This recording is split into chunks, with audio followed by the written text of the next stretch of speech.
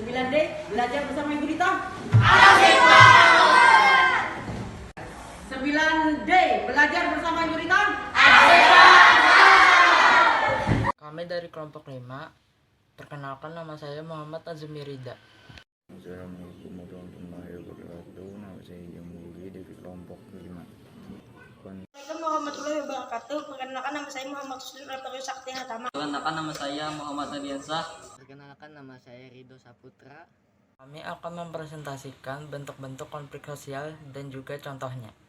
Bentuk-bentuk konflik sosial. Bentuk konflik di dalam masyarakat dapat berlangsung antara individu dengan individu lainnya, individu dengan kelompok atau antar kelompok di dalam masyarakat.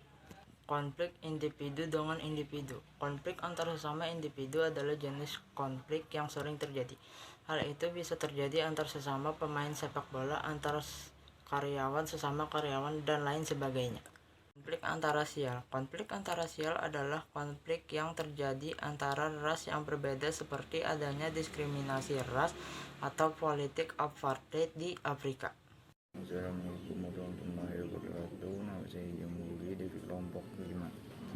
Konflik antar kelas sosial. Konflik antar kelas sosial adalah konflik yang terjadi antar kelas sosial yang berbeda. Contoh, konflik antar direktur dengan karyawan di kantor. Konflik antar kelompok sosial. Konflik antar kelompok sosial adalah konflik yang terjadi antar kelompok dalam masyarakat, seperti konflik antar supporter bola. Konflik internal individu.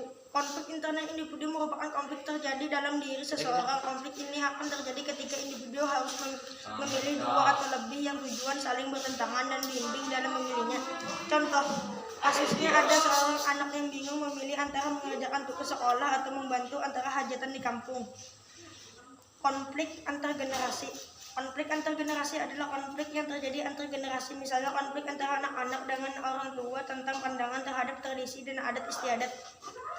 Konflik yang bersifat destruktif dan konstruktif. Konflik destruktif adalah konflik yang merusak dan merugikan pihak yang berkonflik. Contohnya, tawuran pemuda antar kampung. Sedangkan konflik konstruktif merupakan jenis konflik yang bersifat membangun.